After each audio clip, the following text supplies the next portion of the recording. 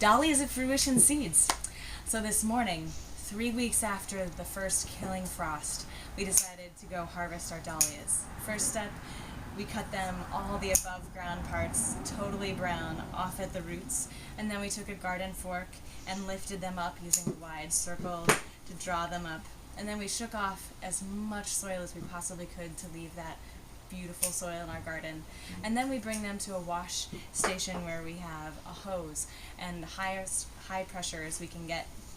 And we get in all these nooks and crannies, getting as much soil out of the ball of tubers as possible. That will just ensure them to stay good and healthy and strong and actually survive the winter in our root cellar. So next we're going to actually divide the dahlias. And first things first, there's a few important tricks of the trade that are tools. And here are my 3 tools. Classic pair of garden shears, a cabbage knife, and a hawksbill knife, all super sharp. I sharpen them every day. And so first thing, I'm going to take a look at all of the roots on this ball of tubers. And I'm going to take off any that, for example, you can see this neck has completely dissociated.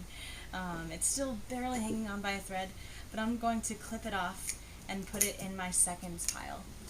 And that's because when the necks break, they're not connected to the stem any longer. They're not connected to an eye any longer. Eyes, just like potatoes have eyes that then sprout, dahlias have eyes. And if this tuber isn't connected to that eye, it's not actually, it will produce roots in the spring, but it won't produce any shoots and no flowers. So we want to be sure that any of our divisions have both a really solid, a beautiful tuber, a solid neck that's attached to a beautiful eye, at least one at the end. Another thing that I'm looking for is this. You can see that moles, voles, mice, all manner of things think that these are delicious. And so right from the outset, I'll make sure that I've gotten all the roots, all the tubers rather, off of the tuber mass that have these, and I'll tuck those into the seconds. And next I start looking for, here's another one with a loose neck. I will give that a quick trim. And next I start looking for easy places to get in and make a division. And it makes it a little easier often to actually take your garden shears and take off that stem. That'll help you peer into the root ball a little more. And now I see there's this wonderful neck right here with several eyes.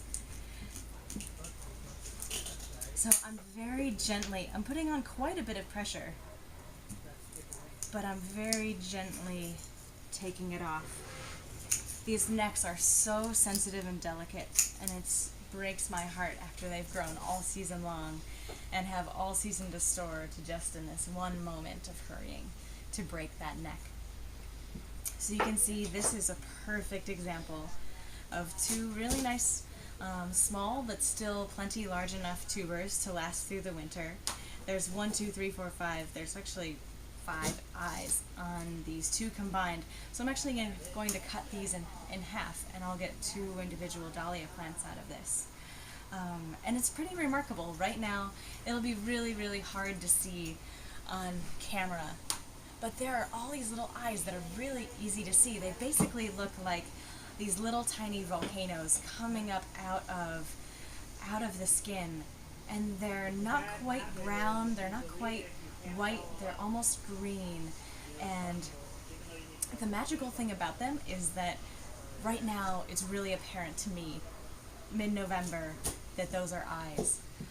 In about 2-3 weeks, once we put these in peat moss, which I'll describe in another video, after they've been in storage, these primordial eyes will actually shrink back and return deeper into each tuber. And there's a couple other strategies for dividing tubers as well. You can actually cut them in quarters, which I highly recommend if you cannot see any eyes. If you can get 4 solid divisions out of your tuber mass, chances are you will get 4 really solid plants next year.